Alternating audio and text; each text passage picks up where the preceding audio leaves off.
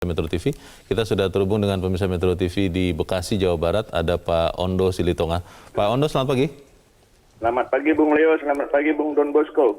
Selamat pagi. Bagaimana Pak Ondo? Kriteria tinggi pemimpin IKN ini Pak, bagaimana Pak? Oke, sebelum mengkomentari soal kriteria, saya mau bertanya dulu nih, mungkin Bung Don Bosco bisa tanya. Itu nantinya Kabupaten Penajem Pasir Utara masih ada nggak? Atau DPRD-nya masih ada nggak? Bila masih ada, hubungannya dengan kepala otoritas bagaimana? Apakah ini seperti otorita Batam tempuh hari?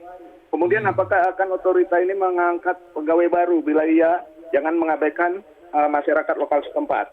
Soal kriteria, saya setuju sesuai dengan yang diucapkan, dituliskan di editorial. Tapi saya mau menambahkan, harus yang dapat diterima masyarakat Penajem Pasir Utara. Harus mempunyai toleransi tinggi, tidak memecah belah. Bukan istri atau anak presiden. Kita takutnya presiden-presiden berikutnya memasang istri atau anaknya jadi kepala otorita di sana. Tidak harus putra daerah, bukan titipan partai. Dan siapa yang diangkat harus siap memahami budaya daerah yang dipimpinnya agar tidak terjadi hal-hal yang tidak kita inginkan, demo-demo dan lain-lain. Terima kasih. Terima kasih Pak Ondo Silitonga di Bekasi, Jawa Barat. Selamat. Iya, minggu lalu di tempat ini saya juga yang membawakan editorial soal ibu kota ini. Dan di situ kan ditentukan menurut undang-undang yang ada, dia itu dijabat oleh seorang kepala otorita setingkat menteri. Setingkat menteri? Setingkat menteri, dan itu ditunjuk oleh presiden. Langsung ya? Sementara daerahnya itu adalah pemerintah daerah khusus. Pemerintah daerah khusus? Pemerintah daerah khusus. Jadi ini sebetulnya mungkin bisa disebut sebagai otorita ibu kota. Dan itu mencakup 256.000 hektar tanah, ya, kawasan yang kemudian terdiri dari beberapa klaster. Jadi berbeda dengan yang tadi dikatakan otorita Batam, kalau tidak salah Pak Ondo tadi mengatakan beda ya Bang ya? Beda kalau dari itu. Artinya ini dia mengepalai sebuah wilayah yang namanya wilayah ibu kota. Nah, tentu pertanyaan Pak Ondo jadi menarik untuk dijawab. Bagaimana, apakah Kabupaten Penajam Utara itu masih ada di situ atau dia menjadi bagian? Ini hanya perkiraan saya. Kabupatennya pasti akan ada di sekitar itu. Tetap ada? Tetap ada, kan itu kan mungkin apakah dia akan ada di bawah wilayah ibu kota? Itu yang jadi soal. Ini kan harus diselesaikan gitu. Kalau lihat itu gitu. Makanya pada waktu itu editorial minggu lalu itu mengingatkan ini harus hati-hati. Karena di situ juga tidak ada DPRD-nya. Keterwakilannya itu hanya ada di pusat. DPR pusat? DPR pusat. Jadi tidak ada DPRD tingkat satunya gitu. Dan saya kira nanti akan dilihat pada pelaksanaan teknis dari peraturan pelaksanaan teknikal dari undang-undang ini gitu. Baru akan terjawab pertanyaan Pak Ondo tadi. Seperti apa hubungannya gitu. Karena selama ini kan juga orang bicara begini, nanti itu akan ada di bawah Kalimantan Timur. Tetapi kalau lihat seperti ini sekarang kan itu sebetulnya sebuah daerah sendiri kan. Sendiri ya akhirnya. Daerah yang betul-betul otoritasnya jelas di situ, dan itu ibu kota. Gitu. Jadi baik Kabupaten Penajam Pasir Utara maupun Provinsi Kalimantan Timur itu tidak membawahi pemerintahan ibu kota negara ini ya? Nah, itu yang kita belum tahu akan seperti apa. Itu yang akan dipastikan nanti. Kalau kita lihat seperti ini sebagai daerah otorita, otorita khusus ibu kota, ya dia punya daerah sendiri. Jadi kalau nanti mungkin dianggap sebagai provinsi, mungkin akan ada satu tambahan lagi provinsi yang adalah provinsi ibu kota. Mungkin ya. Kita juga tidak tahu seperti apa. Kita tunggu aja peraturannya. Itu kita sudah ingatkan pada waktu itu, sampai kita juga bilang bahwa kalau ini disahkan secara tergesa-gesa misalnya, tapi peraturan pelaksanaannya harus betul-betul clear dan clean untuk bisa menjelaskan. Karena ini kan juga baru untuk kita.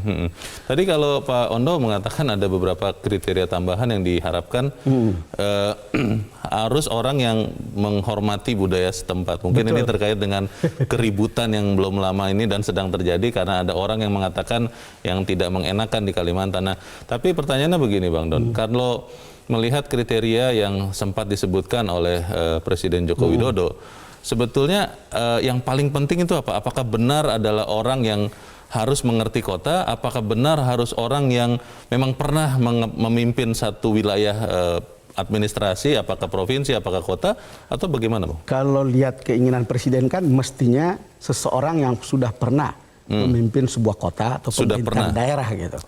Mungkin juga misalnya pernah memimpin ibu kota, mungkin gitu. Tetapi kan orang selalu mengacu seolah-olah itu untuk ke Pak Ahok misalnya. Apakah benar seperti itu kan? Ya Presiden mungkin kita bisa lihat seperti apa chemistry-nya. Tentu juga harus dipertimbangkan apa yang dikatakan oleh Pak Ondo, jangan sampai kemudian menimbulkan kegaduhan. Ya kita lihat sih kalau misalnya konteksnya adalah bahwa ini cepat, perlu cepat, perlu seorang pemimpin yang bersih, dipahami betul oleh seorang Jokowi dan memahami betul Jokowi seperti apa atau presiden ya. Ya kita bisa lihat sebetulnya tokohnya itu ya itu aja, tidak banyak. Tetapi misalnya begini, seorang kepala daerah disebutlah misalnya Pak Ridwan Kamil. Menurut saya jangan pernah mengambil kepala daerah yang aktif. Kenapa Bang? Karena mereka ini kan hasil pilkada.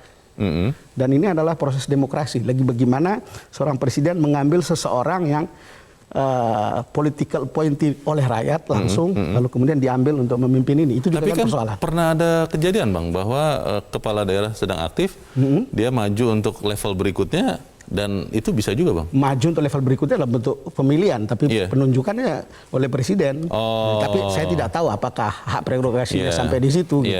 Tapi ini kan soal kelayakan dalam hidup berdemokrasi, bukan soal bahwa saya tidak mendukung misalnya Pak Ridwan Kamil. Kan ada beberapa nama. Itu sebabnya kenapa kemudian disebutlah orang-orang yang bukan orang yang dalam pemilih di pilkada gitu. Misalnya Ibu Risma kan sudah selesai, Ahok juga sudah selesai, lalu kemudian Anas juga sudah selesai. Tapi kita lihat kan Pak Azwar Anas kan ada jabatan barunya. Tadi Pak Ondo ya Bang Don ya sempat juga mengatakan bagaimana hubungan antar pemerintah nantinya di situ. Ini kan sesuatu yang juga harus dipastikan dan nanti kalau sudah ada bentuk yang jelas, yang legal tentunya, ada dasar undang-undang peraturan yang membawahinya, maka hubungan antar orangnya ini Bang, Kepala Otorita IKN dengan katakanlah Bupati Penajam Pasar Utara, dengan Gubernur Kalimantan Timur, lalu hubungan dengan DPR Pusat yang mengawasi karena tidak ada DPRD-nya nanti di situ, ini kira-kira bagaimana Bang? Ya dalam interaksi kan selalu ada plus minus kan. Pasti. Selalu ada pro kontra, selalu ada pertemanan, tapi selalu ada perbedaan kan. Itu kan sesuatu hal yang normal dalam konteks hubungan di ibu kota yang baru, lalu kemudian di Kalimantan Timur. Saya merasa bahwa ya hal seperti itu akan muncul. Gitu. Tetapi saya kira bottom line-nya kan target-target pembangunan ibu kota. Kalau semua orang konsen untuk mencapai target itu, menurut saya semua hal bisa dibicarakan. Tidak ada hal, ya jangan take it personal gitu.